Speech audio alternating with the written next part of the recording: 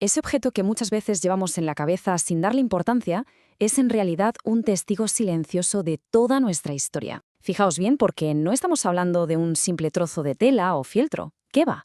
Hablamos de historia pura y dura. Una pieza que pasó literalmente de ser una herramienta brutal para no morir de frío a convertirse en el mismísimo tejido de nuestra identidad.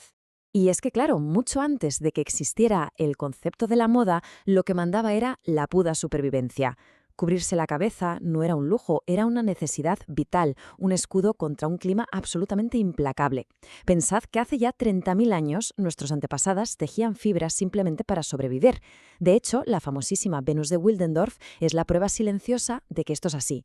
Viajemos por un momento al año 3250 a.C., a los gélidos Alpes.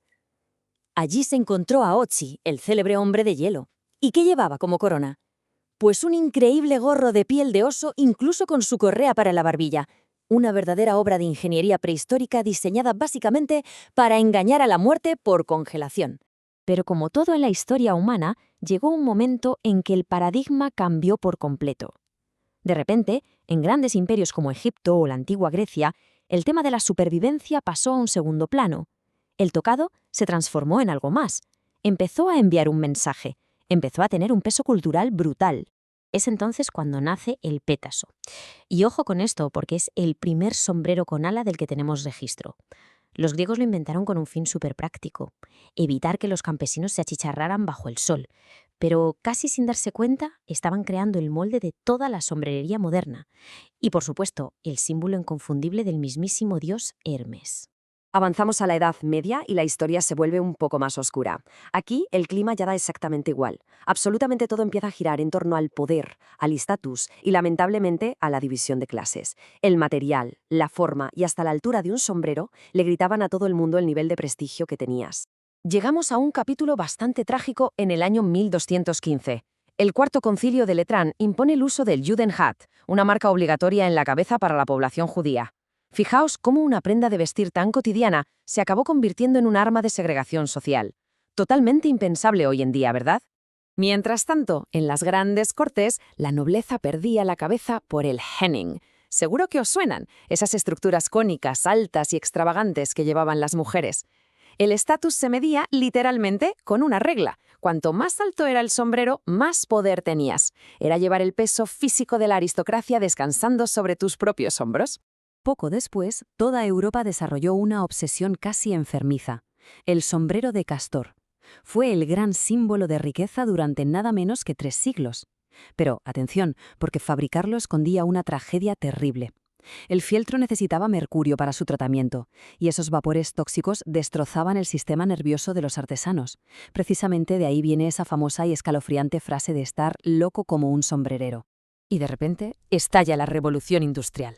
Todo se acelera. Las máquinas entran en escena y reescriben las reglas del juego por completo.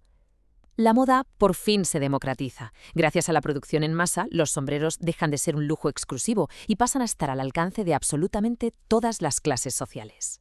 Es un momento fascinante porque vemos chocar 2 mundos. Por un lado tenemos el sombrero de copa, ese tirano de seda que dictaba la etiqueta más rígida de la élite. Y por el otro, el sombrero hongo, lo que todos conocemos como el bombín.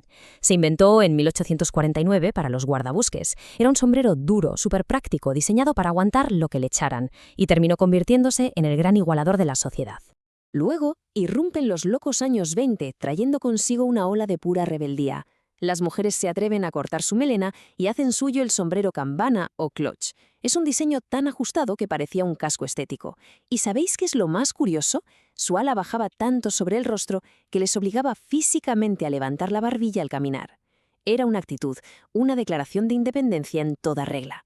Pasamos ahora a uno de mis mitos geográficos favoritos: el legendario sombrero Panamá. Todos lo conocemos, es el ícono indiscutible del verano, ¿no? Pues la gran ironía de todo esto es que jamás se fabricó en Panamá, cero. Su lugar de origen es, y siempre ha sido, Ecuador. Simplemente tomó el nombre del puerto panameño desde donde se exportaba a lo bestia durante la fiebre del oro. Y ojo al dato, porque el nivel de artesanía de estas piezas te vuela la cabeza. Un auténtico sombrero Montecristi ecuatoriano puede llegar a costar la locura de $100.000. ¿Habéis oído bien? 100.000. Su trama de paja toquilla es tan extremadamente fina que parece literalmente seda líquida al tacto. No por nada, es patrimonio cultural inmaterial de la humanidad. Si nos paramos a pensarlo, la anatomía de un buen sombrero de fieltro es pura perfección funcional. Es que no les sombra ni un milímetro. La copa se adapta a la forma del cráneo, el ala sirve de frontera protectora contra los elementos y la badana interior asegura que no se mueva. Hablamos de una obra de ingeniería perfeccionada durante cientos de años. Y es que nuestra propia biología es la que dicta este diseño. A ver, la cabeza representa más o menos el 10% de la superficie de nuestro cuerpo. Parece poco, pero en un entorno helado, dejar la cabeza expuesta significa que por ahí se nos escapa hasta el 10% de nuestro calor corporal vital. Así que no es solo por ir elegantes, es eficiencia térmica pura y dura. Hoy en día su función va mucho más allá y se vuelve una cuestión médica. Sabiendo que casi el 90% de los cánceres de piel derivan directamente de una sobreexposición al sol, llevar un sombrero de ala ancha no es para nada un capricho veraniego. Es literalmente nuestro principal escudo protector frente a la radiación. Lo fascinante es que ahora mismo estamos viviendo una especie de renacimiento contemporáneo de esta prenda. Esa moda rápida de usar y tirar está perdiendo terreno frente a la vuelta del trabajo orgánico y ético.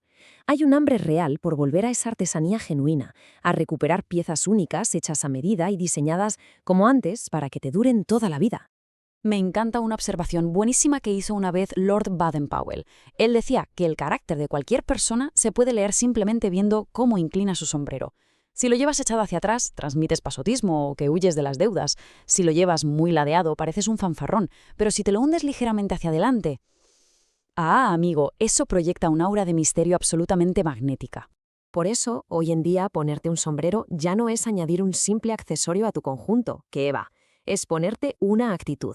Es una declaración de intenciones que rompe al instante con los códigos de vestimenta aburridos. Te aseguro que es la inyección de carisma y autoconfianza más rápida que te puedes dar.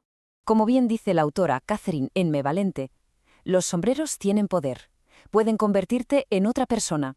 Y tiene toda la razón, el mero hecho de coronar nuestra cabeza con uno es casi un truco de magia transformadora. De repente nos da el permiso y hasta el valor para habitar una versión completamente nueva de nosotros mismos.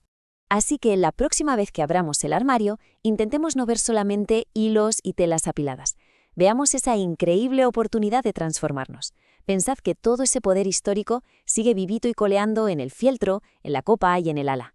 Al final, la verdadera pregunta que nos lanza ese sombrero desde la estantería es: ¿quién queremos ser hoy?